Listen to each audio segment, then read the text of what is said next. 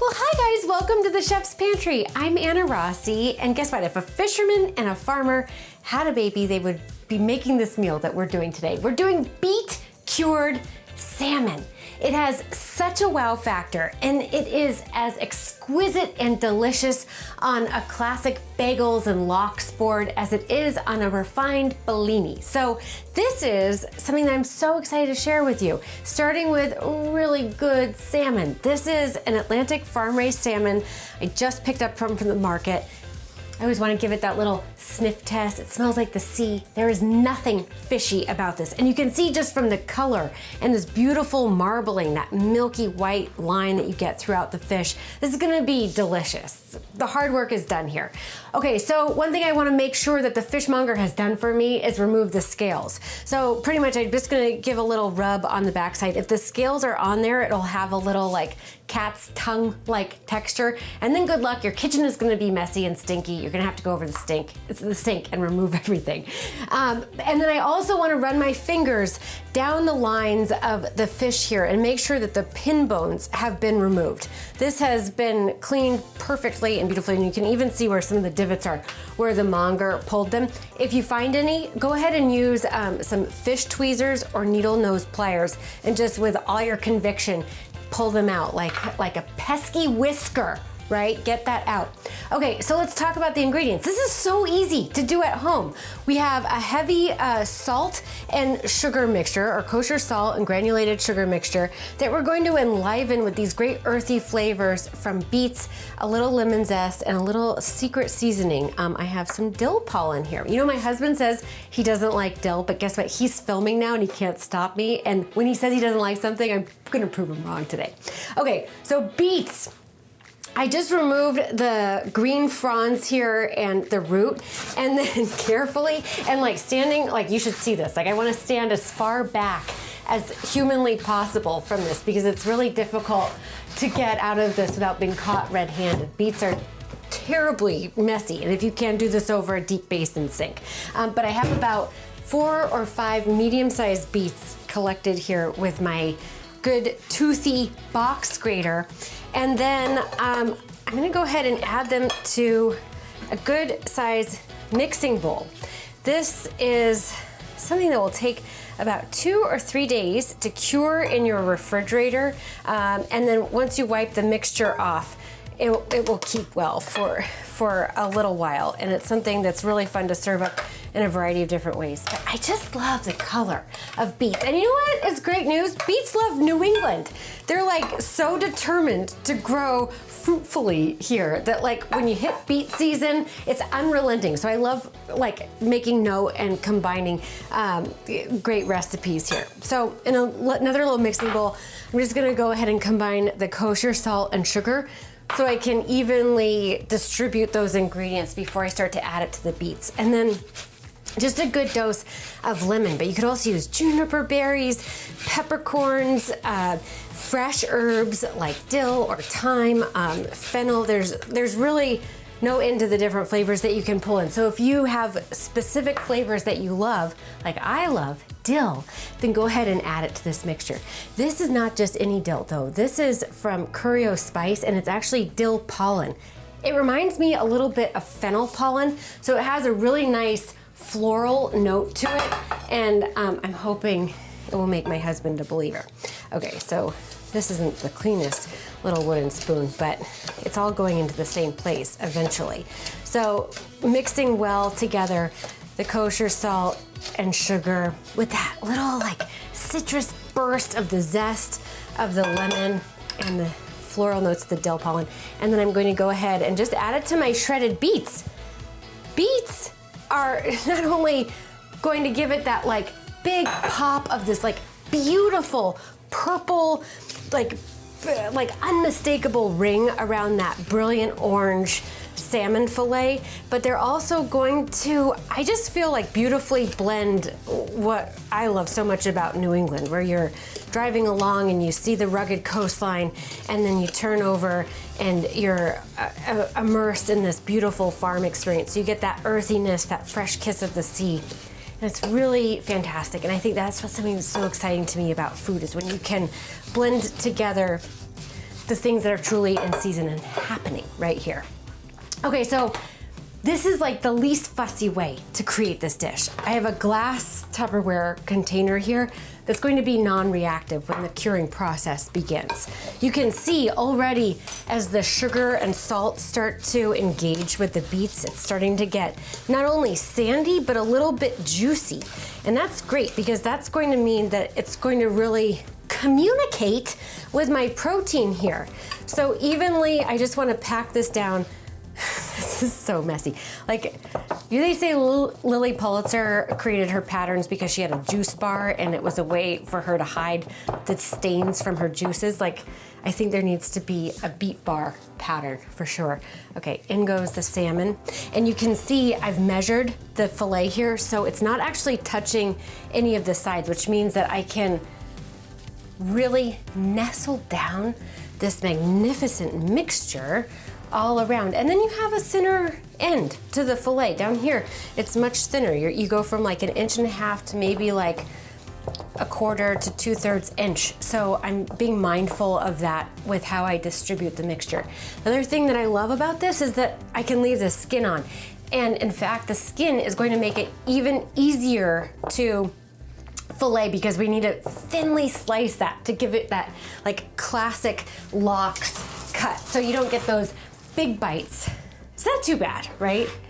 It's just like, I've saved the manicure for after the show. But it's gonna be fantastic. Okay, so this is perfect timing. We're gonna do some TV magic while we hit commercial break. We'll let this cure for about 2 to 3 days, and then when we come back, we're gonna start to build out some even bigger, better flavors. See ya. Okay, just really quick, I want you to know how much it means to me that you're joining me in the kitchen, and I want to know you are here. So drop a comment down below, say hi, let me know you stopped by. Also, give this a like, and my guess is you're a foodie and probably have some friends that might want to gather a recipe or two to add to their kitchen repertoire. So share it. Also, hey, if you have any brands, products, recipe ideas, ingredients that you think we should try right here in the chef's pantry, I want to know. Okay, let's get back into the kitchen. Welcome back. You're in the chef's pantry, and you guys, you just time traveled. It has been 2-3 days-ish since we put this beautiful salmon in the refrigerator, beet cured, and now it is the moment of truth. And I'm a little bit nervous. Okay, so let's open it up and see what we have. This looks beautiful. It looks beet red, right? Just what we were looking for. I'm gonna go ahead and pull this out. Wow, look at that. That texture has already changed tremendously. It used to be like really soft to the touch, and now it has a much more firm, solid-like texture. I can feel that a lot of the moisture from the salmon has wicked out. And there's different schools of thought here. I like to rinse the excess salt and beet matter off my salmon, but you can also just blot it. But keep your paper towels handy. And again, you can use gloves if you're impartial to or partial to having staining on your fingertips. But look at this. This is gorgeous. Okay, so I think we have something really great to work with. Now for the slicing.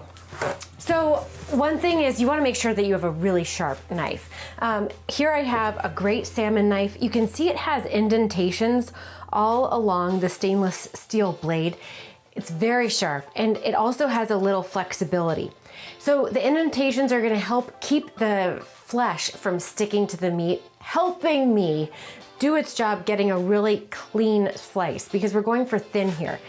So you can see there's quite a range in height along the fillet. I'm going to go ahead and trim off along this edge, and I'm going to save it for a little lox spread. I'm going to use that separately because I want to just have as much of an even slice as possible. So the skin, you can hear, is actually pretty tough. Okay, sneak peek. See how we have that ruby red layer there? And then that bright orange color of the filet. That's fantastic. And another piece I'm gonna save for this little cream cheese spread that I'm gonna make is the first slice. So I'm gonna hold my knife firmly and about at a 45-degree angle. I'm just going to gently, making small saw-like movements, drive the knife down. And voila, there we go. Oh my gosh, this is so beautiful. And then it's kind of to touch and feel. I don't want it too thin so it breaks apart, but I don't want it too thick either. I want it to have like a really nice approachability when I go to bite into it, because I want it to be balanced with the great texture that we're going to build in the dish. And then the first slice sets the tone for, oh my gosh, look how beautiful that is, for the angle that you want to maintain your knife at as you go. And then when you just about hit the skin, just tilt the blade ever so slightly up. At the end, we'll be left with a nice clean removal of the salmon meat from the skin, which you can compost. How great does that work? The salmon is glistening, just this like gorgeous rainbow you get with that beet color. Now, this is something that's fantastic with, whether it's something as simple as like a bagels and lox buffet, but we also love to do this for the Feast of the Seven Fishes on Christmas Eve. It just has such an impact when you bring it to the table. Look at the color, I can't resist. I need to taste this here. Oh,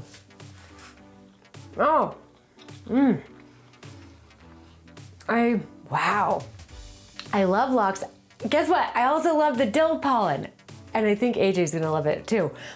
But it has this extra earthiness that really does just whisper on the top of the salmon meat. That's fantastic, as well as that visual impact that's just so beautiful. Okay, so we're going to lay this out on a plate, getting it ready for a little lox smorgasbord that we're gonna build out. And then revisit this. Keep this refrigerated, actually I should do that now, until you're ready to serve. Okay, so we have a lot of fun that's about to come to the board, starting with some pickled ingredients. I love pickling. This is something that's really easy to do with hearty things that you have in your refrigerator, and it's easy. I like to use apple cider vinegar as my vinegar, but you could use a white vinegar. It's pretty forgiving. So I'm just gonna give my little trusty mason jar a healthy serving of the vinegar, a little bit of sweetness with granulated sugar. You could also use honey, that would be really good, and a little bit of kosher salt. And then I love red onion when I'm doing lox on bagel. So this time I want to make pickled onion rings. And in order to do that, I want to create a flat surface so my red onion doesn't roll and create sort of a dangerous situation for me. So I'm going to just slice off a little foundation and then go ahead and slice it up. So that root end can go over to the compost. And then pretty thinly, I'm gonna slice up my red onion to go in the mixture. And this would be ready in as little as 30 minutes. But I think it also keeps really well in the refrigerator for up to a week. And this is delicious with salads, with, of course, as we go into burger and hot dog season, banh mi. I love bringing in that little pickled element. There's a lot of reasons to grab this, as well as just like your basic lunch sandwich. Okay, so I'm gonna break apart the little onion rings, put those in, and the purple onion, as it starts to pickle, is going to turn the water this really beautiful pink. And you can also then use the water, you guys, as the vinegar base for a salad dressing. Just pour off a little bit of that with a little extra virgin olive oil, some Dijon, and a little bit of honey, shake it up, and you're in total business. Okay, so in we go. Another thing I love are different seasonings. You could keep it super simple like this, but let's have some fun. Here I have like a nice like pickling spice blend, some peppercorns, some bay, some coriander, some cardamom pods that have been crunched, and I'm just gonna go ahead and add a little blast of that in. And how about some radish? I feel like the radish and the red onion can, like they're equally matched. They have a good firmness. And it's also really pretty with the red. We want things that like each other to be together, right? And then more dill. Sorry, honey. It's just so good. Look how pretty that is. Like, it's just like candy for your refrigerator on the savory side, and then give it a good shake. Isn't that the great thing about mason jars? I feel like already it's like looking pretty chic. Okay, I'll put these in the refrigerator. Again, this will need a little bit of time, and when we come back, look what we have lined up. All of these beautiful fresh ingredients, pickled ingredients, a beautiful fried egg, plus one of my favorite cream cheese spreads that's been amped just for you. I'll see you in a few. Okay, just really quick, I want you to know how much it means to me that you're joining me in the kitchen, and I want to know you are here. So drop a comment down below, say hi, let me know you stopped by. Also, give this a like, and my guess is you're a foodie and probably have some friends that might want to gather a recipe or two to add to their kitchen repertoire. So share it. Also, hey, if you have any brands, products, recipe ideas, ingredients that you think we should try right here in the chef's pantry, I want to know. Okay, let's get back into the kitchen. You know, food that makes me happy, right here on this plate. Beet cured salmon, a dish worthy of a holiday table, but also perfect for an upscale brunch at home in the form of bagels and lox. So let's build out the board, shall we? Starting with the cream cheese. So I'm gonna amp up a delicious, creamy, like Philadelphia style cream cheese and give it some really big flavor. So some of the things that I love when I'm making bagels and lox are capers and chive and scallion, and even herbs like dill. But those are all things that tend to roll when they're placed on top. So I'm going to get all of that great, juicy, briny flavor, small little bits that tend to meander, and I'm going to pack it and lock it into the cream cheese. And I'm also going to lighten it up a little bit with just a dollop of Greek yogurt. You could also use sour cream. And then I'm just gonna give it a stir. And this is something that keeps really well in your refrigerator for the week. And it is so fantastic. It's delicious on egg sandwiches, and it's easy to spread mightily on delicious bagels. You can hear that spongy, delicious, like wet, flavorful consistency that we're creating here. And then I love when the capers just burst and create these like incredible flavor pockets. I'm gonna add just a little bit, and I'm being generous with the brine. And then let's go ahead and add just a pinch of scallion. This is gonna be loaded. Okay, so this is going to go on our board. And then of course, when we're talking about bagels and lox, what do we need? We need bagels. And we have some really good bagel options up here. But today, you know what I'm using? I'm using bagels from One Mighty Mill. Have you guys heard of these? I love One Mighty Mill. They're two friends, John and Tony, that started this business. They're out of Lynn. And what's so cool about these guys is that they source their wheat from organic wheat farms that are just creating really premium products. And then they grind it right in Lynn on these stone mills. So the flour itself goes from something bland, really when you think about like a generic ingredient, to something that has a sweetness, a big flavor profile, and that you can really taste the difference in their products. So here I have these really cute mini bagels. I got the big ones. And then also, is there any other flavor option besides everything bagel seasoning, especially for a dish like this? So I just gave it a little sear and some butter. Got those on board. And then let's look at our accoutrement. I love accoutrement. It's fun to say, and it makes it feel like a party. Okay, starting with a fried egg. We're going to lay that out, and then let's plate up our salmon. Oh, this is just so beautiful, and I love this board too. It's like, can be at home on the ocean floor on this beautiful little platter like that. Here. See that feathered out, and then have some fun too if you wish when you're plating it. You can like roll up the salmon, almost like little rosettes along in there, and have it be really beautiful. And this could be a really nice brunch for you if you're being served breakfast in bed. Forward this along to a special someone that has some talent in the kitchen, or easy enough for two. And then let's look at these other great fresh ingredients. It's about mixing the cured with the pickled, with the brined, with the really fresh, delicious produce. So how about some sliced cucumber? And I love like when you're doing these little party boards, having options, right? That's what makes it feel like you're kind of spoiling either yourself or your friends. So I have fresh tomato, sprouts, cornichon, cucumber, all these great ingredients that just work well together, and also that spoke to me, that looked like that they were fresh and in season and would be a really great addition to a nice board. So I love that little blitz of lemon that we can use to finish things off. These caper berries are so good, and they're fun to have, almost like little poppers.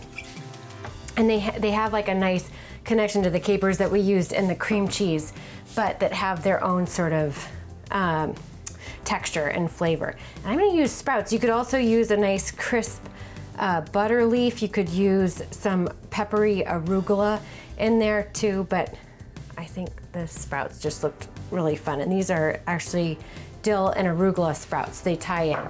And then let's just finish off with a little extra dill. I think that's such a classic flavor pairing that we'll tuck in. This is like the zhuzh.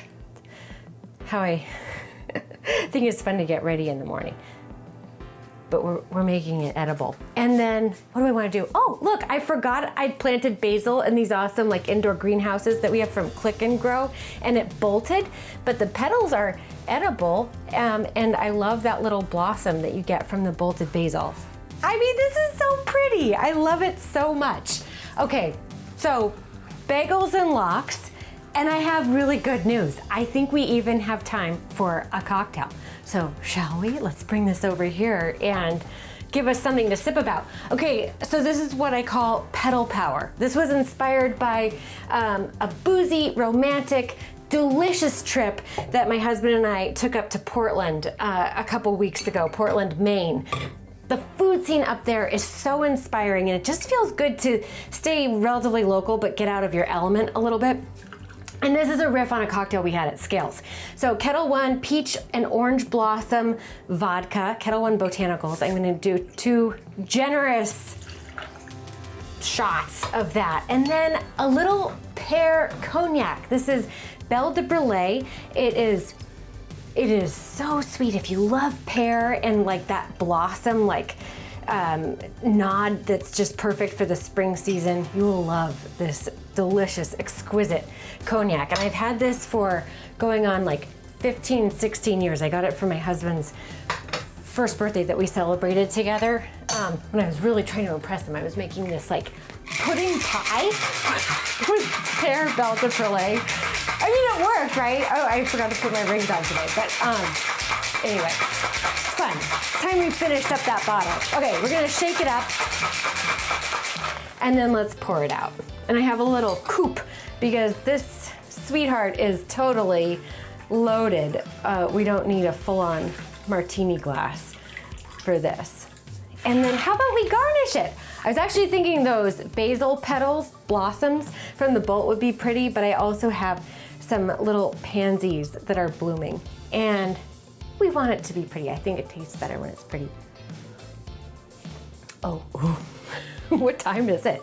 Okay, that is so fantastic. You guys, thanks for having some fun with me, curing salmon, making a superb bagels and lox bar with even a little bit of spirit. And I can't wait to see you next week. Have a good one. Cheers.